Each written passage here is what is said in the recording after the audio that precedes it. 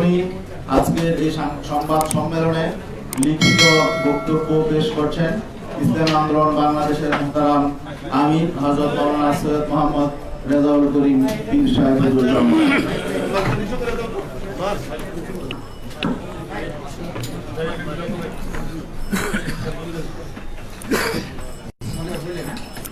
আসসালামু আলাইকুম ওয়া রাহমাতুল্লাহি ওয়া বারাকাতুহু।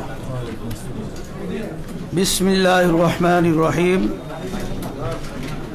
নাহমাদুহু ওয়া নুসাল্লি আলা রাসূলিহিল কারীম, আম্মা বাদ। প্রিয় সাংবাদিক বন্ধুগণ, গোটা বিশ্ব যখন করোনা মহামারীর সবলে বিপর্যস্ত, বাংলাদেশ যখন করোনা পরিস্থিতির প্রথম ধাপ অতিক্রম করে দ্বিতীয় ধাপের হুমকি সামলাচ্ছে, দেশে সাধারণ মানুষ যখন রুটি রুজি জোগাড়ে হিমশিম খাচ্ছে, দ্রব্যমূল্য যখন আকাশচুম্বী, যখন নাগরিক সমস্যা মোকাবিলায় দলমতের ঊর্ধ্বে ওঠে জাতীয় ঐক্যের প্রয়োজন সবচেয়ে বেশি, তখন দেশের একটি চিহ্নিত মহল কর্তৃক জনগণের মাঝে ঘৃণা ও বিভেদ সৃষ্টির অপচেষ্টার প্রেক্ষিতে আজকের এই সংবাদ সম্মেলনে আপনাদেরকে আমন্ত্রণ জানিয়েছি। আজকের সংবাদ সম্মেলনে উপস্থিত হয়ে আন্তরিকতার পরিচয় দেওয়ায় শুরুতেই সবাইকে ধন্যবাদ জানাই। প্রিয় সাংবাদিকবৃন্দ, আপনারা জানেন ইসলাম চরিত্রগতভাবেই শান্তিবাদী একটি ধর্ম।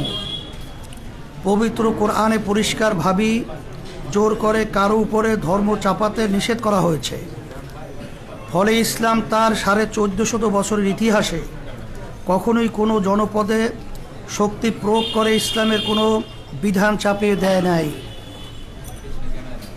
অনুরূপভাবে বাংলাদেশের সমাজকে অপরাধমুক্ত রাখতে, কর্মমুখী করতে, সমাজের শান্তি শৃঙ্খলা রক্ষা করতে, সমাজের মানুষের মাঝে সম্প্রীতি, সহমর্মিতা ও সৌজন্যবোধ চর্চায় ওলামায়ে কেরাম শান্তিপূর্ণভাবে যুগ যুগ ধরে নিরলস চেষ্টা করে যাচ্ছেন।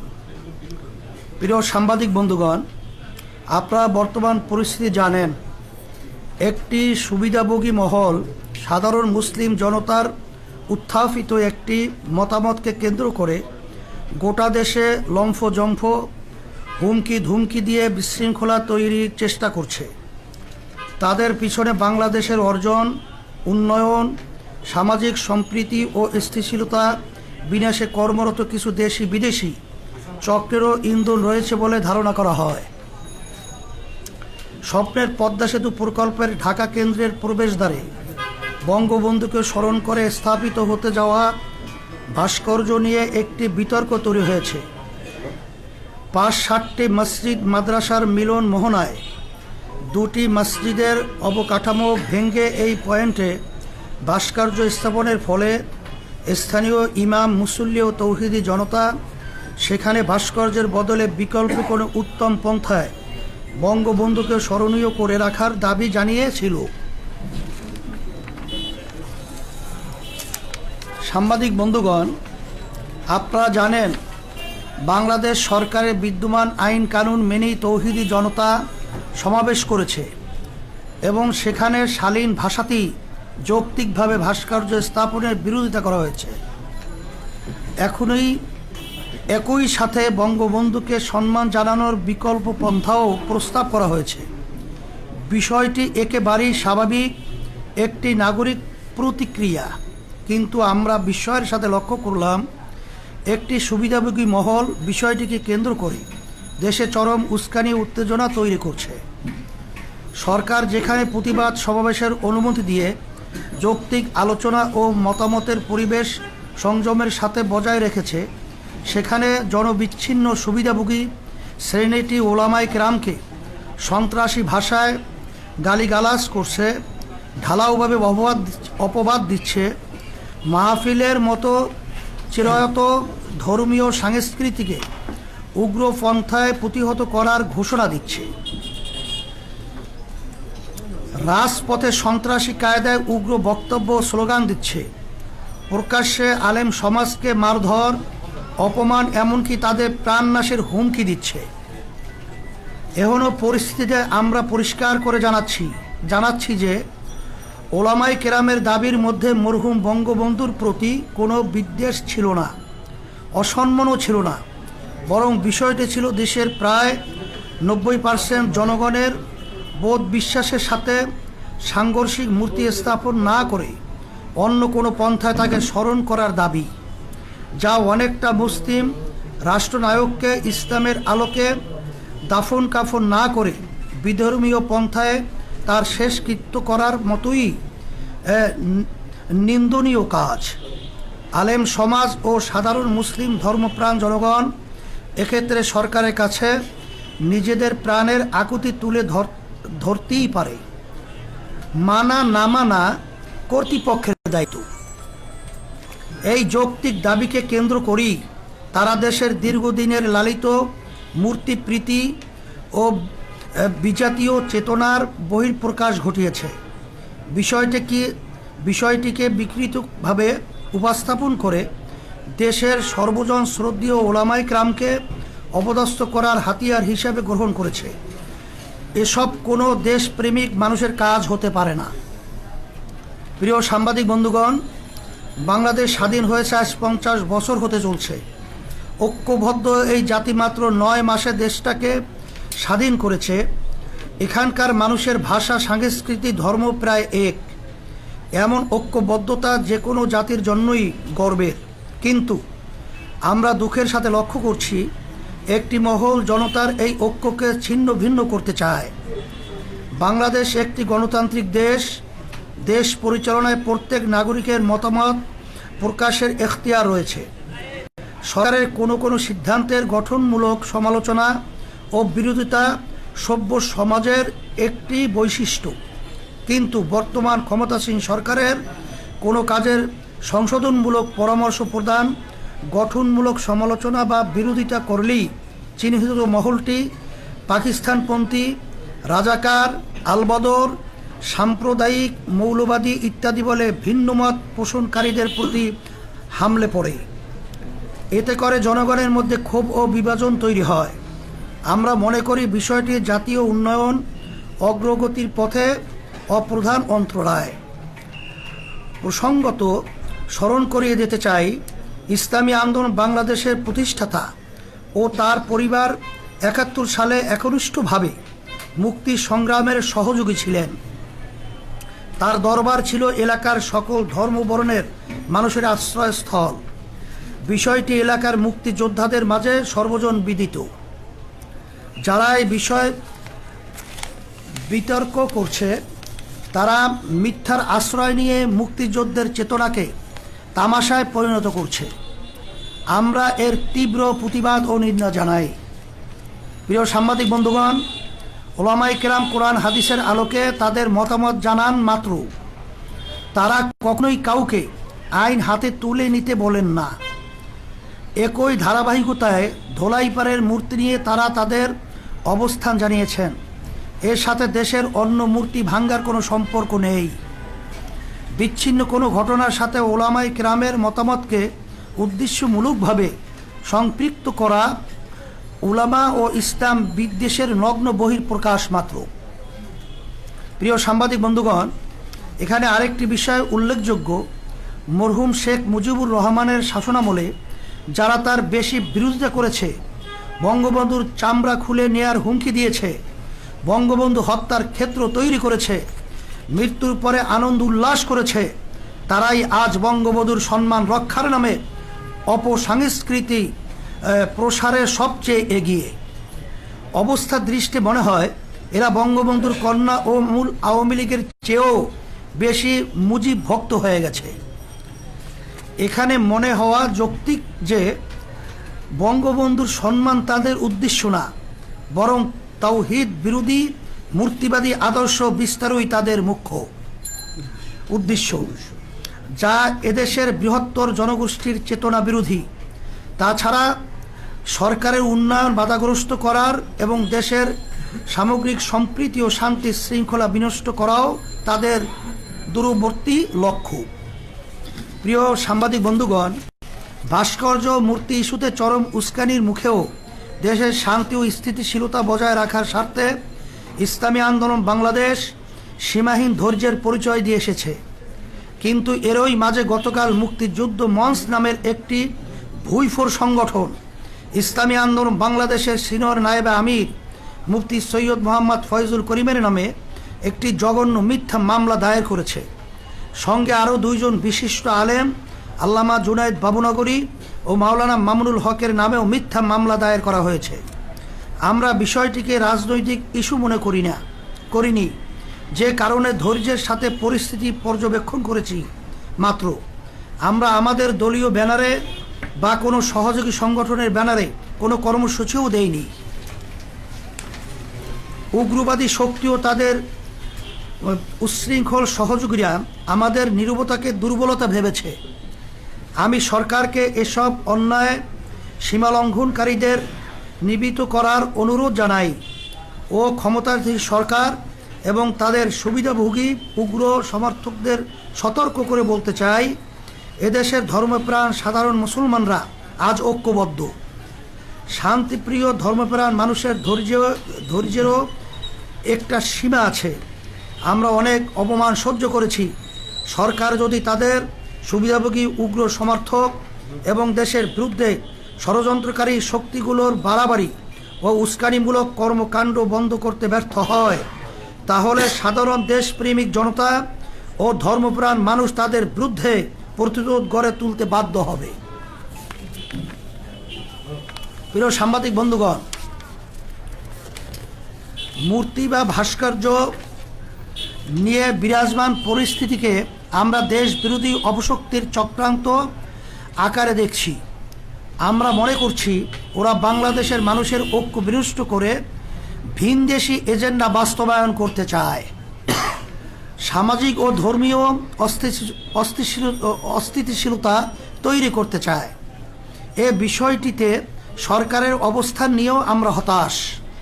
সাধারণ মানুষের নিয়মতান্ত্রিক একটি দাবিকে কেন্দ্র করে যখন কুচক্রী মহল দেশে ওলামাদের বিরুদ্ধে উগ্রতা ছড়াচ্ছে, তখন তারা তা দমন না করে আরও উৎসাহ দিচ্ছে। আমরা মনে করি তাদের এই ভূমিকা বরং বন্ধুকে ছোট করছে, তার সম্মানকে মানুষের চেতনার সাথে সাংঘর্ষিক অবস্থানে ঠেলে দিয়েছে, অথচ এর কোনো দরকার ছিল না। জনগণ মনে করছে সরকার তাদের ব্যর্থতা, দুর্নীতি এবং অনিয়ম আড়াল করতেই এই অপকৌশলের আশ্রয় নিয়েছে।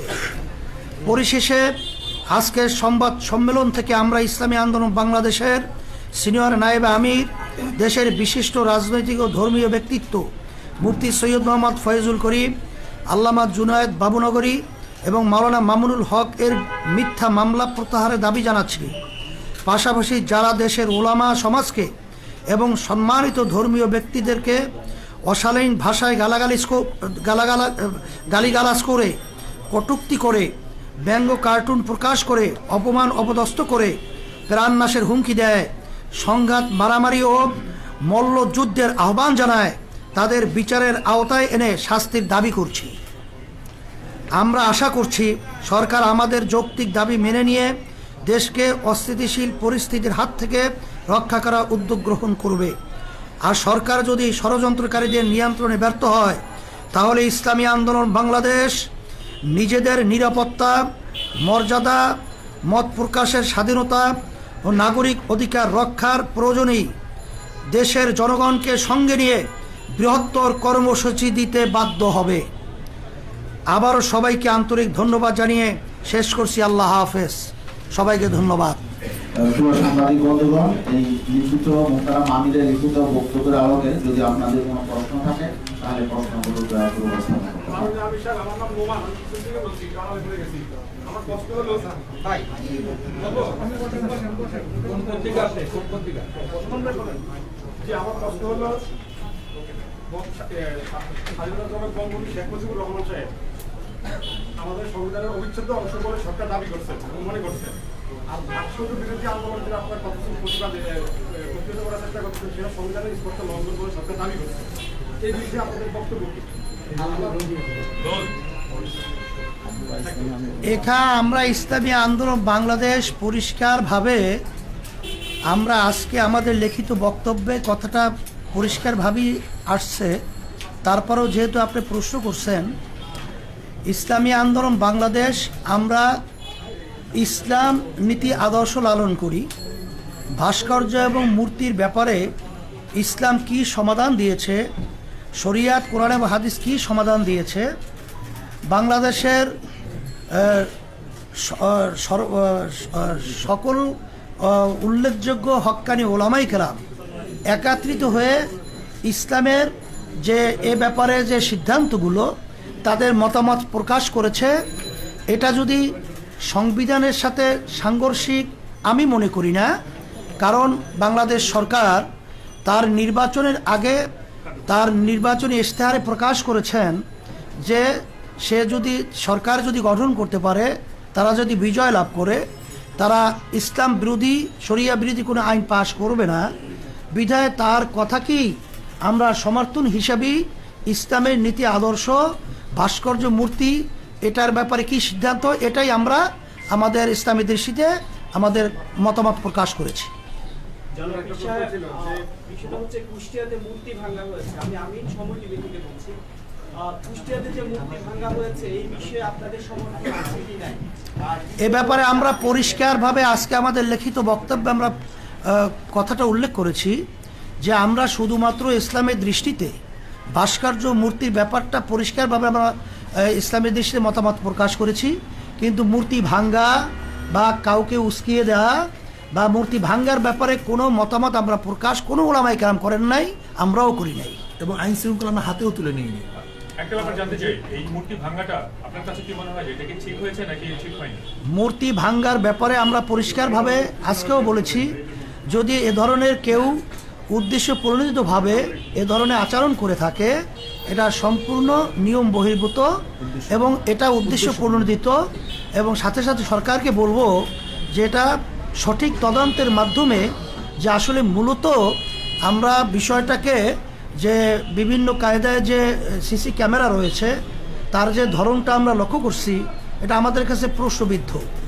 এটা সঠিক ভাবে তারা তদন্তের মাধ্যমে দোষীদের ব্যাপারে তারা ব্যবস্থা নেবে, এটা আমরাও সমর্থন করি। আমার নাম হচ্ছে মোস্তফা মল্লিক, আমি চ্যানেলের বিশেষ প্রতিনিধি। আপনি একটা জায়গায় বলেছেন যে চক্রান্ত আকারে আপনারা দেখছেন এবং এটা বলছেন যে তারা ভিন দেশে এজেন্ডা বাস্তবায়ন করতে চায়। আপনারা এই তৃতীয় পক্ষ শক্তিটাকে কাকে বোঝাচ্ছেন? এটা আপনার তালাশ করে বের করে নেবেন। তবে আমরা আজকে তাদের যে লক্ষ্য উদ্দেশ্য, তারা অনেক সময় সরকারের কার্যক্রমকেও তারা সমালোচনা করে। এটা কোনো গোষ্ঠীকে, যেমন নাকি আমরা এখানে ওবায়দুল কাদের সহ, ওবায়দুল কাদের আমাদের বর্তমানে আওয়ামী লীগের সেক্রেটারি জেনারেল, সে বিভিন্ন এই ধরনের সংগঠন যারা নাকি উস্কানিমূলক এবং বিশৃঙ্খলা সৃষ্টির জন্যে তারা কার্যক্রম পরিচালনা করছে, ভুইফুর হিসেবে তাদেরকে আখ্যা দিয়েছে। আমরা আমাদের বক্তব্য সেই ধরনের কথাটাই আমরা আজকে উল্লেখ করেছি। আপনাদের যে বৃহত্তর কর্মসূচির কথা বললেন, বৃহত্তর কর্মসূচি কি ধরনের কর্মসূচি আপনারা দিতে পারছেন?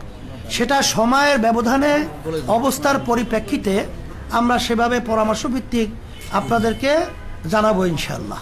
আসলে এখানে একটা কথা স্পষ্ট করতে হয়, একটা হলো বঙ্গবন্ধুর নিজেকে কটূক্তি করা, তাকে অশ্রদ্ধা সম্মান করা, আর তার প্রকৃতি ভাস্কর্যকে না মানা, দুইটা জিনিস এক না। যেমন বাবা অসুস্থ, ডায়াবেটিস রোগী, দুই ছেলে, বাবা মিষ্টিকে পছন্দ করে, এক ছেলে তার কাছে মিষ্টি নিয়ে যায়, আর এক ছেলে তার থেকে জোর করে মিষ্টি ছিনিয়ে নিয়ে যায়। উভয় দৃষ্টিতে দেখা যায় একজন তার প্রিয় আর একজন তার প্রিয়, কিন্তু যে জ্ঞানী সে অবশ্যই মনে করবে যে যেই ছেলে বাবার ডায়াবেটিস রোগীর থেকে মিষ্টি ছিনিয়ে নিয়ে যায় সেই তার উপকারী এবং তিনিও সবচেয়ে বেশি। আমরা মনে করি বঙ্গবন্ধু শেখ মুজিবুর রহমান একজন মুসলমান, তার মাথায় টুপি, তার বাবার মাথায় টুপি, তার বাবার দাড়ি বড় বড় দাড়ি। যারা আজকে বঙ্গবন্ধু সেই টুপিকে কোন কুকুরের মাথায় দেয়, তারা বঙ্গবন্ধু শ্রদ্ধা করে, তার দাদা দাড়ি বাবাকে যা শ্রদ্ধা, তারা বঙ্গবন্ধু শ্রদ্ধা করে না। আর মনে রাখতে হবে বঙ্গবন্ধু দেশ এর ছিল না, এরা ছিল অনেক দূরে, এদেশে আসছে কেন, ইরাক থেকে কেন আসছে, তাদের ইতিহাস হবে। বঙ্গবন্ধুর পরিবার ইরাকের বিদেশি অনেক আগে ধর্মপ্রচার করার জন্য, তার জাতিগতভাবে ধার্মিক, বাবা দাদা ধার্মিক, তার সমস্ত গোষ্ঠী ধার্মিক। খোদ বঙ্গবন্ধুকে বলেছেন এদেশের ডাকাতরা চোরেরা সব নিয়ে এসে, কিন্তু ইমানদার লোক আমরা বেঁচে আছি, ইমানের সাথে তাদের মোকাবিলা হবে। এটা বঙ্গবন্ধু নিজের বক্তব্য। তিনি কি বলেছেন? ইনশাআল্লাহ। কাজী যারা বঙ্গবন্ধুকে আক্রান্ত করতেছে, যারা বঙ্গবন্ধুর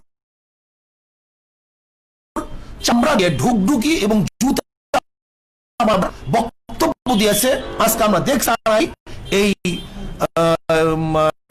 তারাই আজকে এই মুক্তিযোদ্ধা হিসাবে তারা আপন হিসাবে স্বীকৃতি পাইতেছে। আমি মনে করি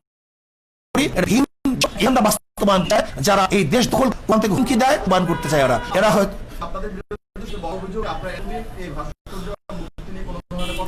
কে বলছে আপনাদের আমরা আন্দোলন করেছি, আমরা ময়মনসিংহের উলঙ্গ, আপনারা দেখেন ময়মনসিংহে যে মূর্তি স্থাপন করা হয়েছে টিচার ট্রেনিং ইনস্টিটিউটের সামনে, কোন ভদ্র, কোন জ্ঞানী, কোন বিবেকবান মানুষ এই মূর্তিকে গ্রহণ করতে পারে না, মানতে পারে না। কিন্তু বিবেকবান মানুষ আজকে সেটা প্রতিবাদ করে না। আমি মনে করি বঙ্গবন্ধু একজন মুসলমান, আমরা তাকে মহাব্বত করি, আমরা তাকে ভালোবাসি, তার কবরে আযাব না হোক এই চেষ্টা আমরা করি। শুধু জিয়াউর রহমান কেন, আমার বাবার মূর্তিকে আমি পছন্দ করি না, আমার দাদার মূর্তিকে আমি পছন্দ করি না। জনাবে মুহাম্মদ রাসূলুল্লাহ সাল্লাল্লাহু আলাইহি ওয়াসাল্লামকে সবচেয়ে মুসলমান বেশি মহাব্বত করে, জীবনের চেয়ে বেশি মহাব্বত করে, কিন্তু কই সে দুনিয়া থেকে বিদায় হওয়ার পরে তার মূর্তি স্থাপন কেন করা হয়নি? কাজে ইসলামের দৃষ্টিতে ভাস্কর্য স্থাপন করা এর মহাব্বতের বহিঃপ্রকাশ নয়, বরং যে তাকে মহাব্বত করে, কবরে শান্তি দিতে চায়, তাকে জান্নাতে পৌঁছাতে চায়, সে তার ভাস্কর্য করবে না। যেমন বর্তমান আমাদের মাননীয় প্রাইম মিনিস্টার, তাকে যারা মহাব্বত করে, আমি মনে করি সেও দুনিয়া থেকে বিদায় হওয়ার পরে তার ভাস্কর্য করাটা তার জন্য মহাব্বতে বহিঃপ্রকাশ হবে না, বরং তাকে ঘৃণা প্রকাশ করাই এইটি হবে তার আসল বহিঃপ্রকাশ। প্রশ্নই আসে না, প্রশ্নই আসে না। এই বিষয়ে একটা ছোট প্রশ্ন, আমি আরাফাত সিদ্দিকী এটি নিউজে কাজ করি। আপনারা বলছেন যে আপনারা সরকারের কাছে আপনাদের বক্তব্য, মুসলমানদের বক্তব্যটা তুলে ধরেছেন, তাদের দাবিটা তুলে ধরেছেন। সেই দাবিটা তুলে ধরতে তো প্রধানমন্ত্রীর কাছে আপনারা সরাসরি যেতে পারতেন। আমাদের দেশের প্রক্রিয়া এইভাবে, আমাদের দেশের প্রক্রিয়া দাবি, সরকারের কাছে দাবি জানাবার প্রক্রিয়া হলো জনসাধারণকে সামনে নিয়ে তাদের বক্তব্য উপস্থাপন করা। এইটি আমাদের দেশের প্রক্রিয়া, গণতান্ত্রিক রাষ্ট্রের পদ্ধতি প্রক্রিয়া এইভাবেই হয় দাবি জানাবার। যে সংগঠনগুলোর কথা বলছেন বা যারা আপনাদের নামে মামলা করেছেন, তাদের দাবি হচ্ছে যে ভাস্কর্য এবং মূর্তি এক নয়, এবং গেল কয়েকদিন ধরে এই ধরনের বক্তব্য আমরা গণমাধ্যমে পাচ্ছি। তো আসলে আপনাদের কাছে আমি এটার সাথে যুক্ত করতে চাই যে সরকার, মানে যাদের পক্ষ থেকে মামলাগুলো করা হয়েছে কিংবা যারা এই যে আপনাদের বিরোধিতা করছে, তারা বলার চেষ্টা করছে যে শুধুমাত্র বাংলাদেশেই না, পৃথিবীর বিভিন্ন ইসলামী দেশেও নানান ধরনের ভাস্কর্য তৈরি হয়েছে এবং সেগুলো তাদের ঐতিহ্যকে লালন করছে। সুতরাং ভাস্কর্য এবং মূর্তি এক না, এবং ভাস্কর্য আসলে শরীয়ত বিরোধী নয়, এবং যারা ভাস্কর্য বিরোধিতা করছে তারা ধর্মের অবজ্ঞা দিচ্ছে। আপনাদের যুক্তিটা ব্যাস, আলহামদুলিল্লাহ, কত সহজ। যদি তারা ভাস্কর্য স্থাপন করে মূর্তি স্থাপন করবে না, যদি এটা সরকারের আন্তরিকতা হয়, তাহলে এখন প্রমাণ করা দরকার ভাস্কর্য মূর্তি এক কি এক না। যদি এক না হয় তাহলে দ্বিতীয় প্রশ্ন আসবে, আর যদি এক হয় তাহলে তারা ফিরে আসবে। আমি প্রশ্ন করতে চাই, যারা মূর্তি স্থাপন করে তাদেরকে কি বলা হয়? ভাস্কর বলা হয়। আর যারা ভাস্কর্য স্থাপন করে তাদেরকে বলা হয়, তাদের ভাস্কর বলা হয়। সহজ কথা। মূর্তি স্থাপন, মূর্তি যে বানায় তাকেও ভাস্কর বলা হয়, যে ভাস্কর বানায় তাকেও ভাস্কর বলা হয়। গতকালকেও যে বঙ্গবন্ধু যে কুষ্টিয়ায় মূর্তি ভাঙা হয়েছে, বা আপনারা যেটা বলেন ভাস্কর্য ভাঙা হয়েছে, কলকাতার অনলাইন পত্রিকায় নিউজ হয়েছে যে বাংলাদেশে বঙ্গবন্ধুর মূর্তি ভাঙায় নিয়ে উত্তেজনা তৈরি হয়েছে। এবং কলকাতা আনন্দবাজার পত্রিকা সহ অনেক পত্রিকার আমাদের কাছে রেফারেন্স আছে যে সেখানে মহাত্মা গান্ধীর যে ভাস্কর্য এটাকে মূর্তি বলা হয়েছে, এবং লেনিনের যে ভাস্কর্য এটাকে মূর্তি বলা হয়েছে, বিবিসিতে বলা হয়েছে। লেনিনের 100 বছর পূর্তিতে আনন্দবাজার সেটা সম্পাদকীয় করেছে, তাই না? এবং সেই যে বিভিন্ন জাদুঘরে প্রিয়াঙ্কা চোপড়া এবং এই যে শ্রীদেবী তাদের মূর্তি স্থাপন করা হয়েছে, এটাকে মূর্তি বলা হয়েছে, এটা তো পূজা করে না কেউ, এটা তো ভাস্কর্য। শুনে স্পষ্ট ইসলামের দৃষ্টিতে আমি পরিষ্কারভাবে বলতে চাই, একটা হলো ভাস্কর্য বা মূর্তি স্থাপন করা, আর হলো সেটাকে পূজা করা। যদি কেউ মূর্তিকে পূজা করে সেটা শিরক হবে, আর স্থাপন করে হারাম হবে, নাজায়েজ হবে। যেমন কেউ যদি মদ পান করে হারাম হবে, কেউ যদি জায়েজ মনে করে বেঈমান হবে, কুফুর হবে। কেউ নামাজ না পড়লে ফাসেক হবে, কেউ অস্বীকার করলে কাফের হবে। ঠিক কেউ মূর্তি স্থাপন করলে এটা হারাম হবে, নাজায়েজ হবে। কেউ সেখানে সেজদা করলে, তার কাছে আরাধনা করলে সেটা শিরক হবে। একই জিনিস।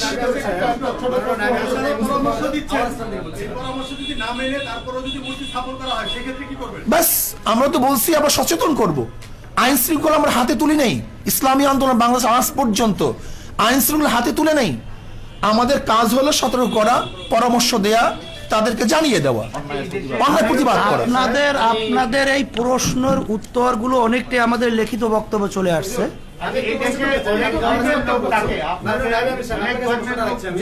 প্রশ্নটি হলো যে ভাস্কর্য ভাঙার আন্দোলন নিয়ে বা বর্তমানে কিছু বক্তব্যকে ঘিরে দেশের 3 জন আলেমের নামে রাষ্ট্রদ্রোহ মামলা হয়েছে, সেখানে আপনিও আছেন। এই বিষয়টা এখানে এসেছে। আমার প্রশ্ন হলো, রাষ্ট্রদ্রোহী মামলা হয়েছে আপনার নামে, আপনার প্রতিক্রিয়া কি ব্যক্তিগতভাবে?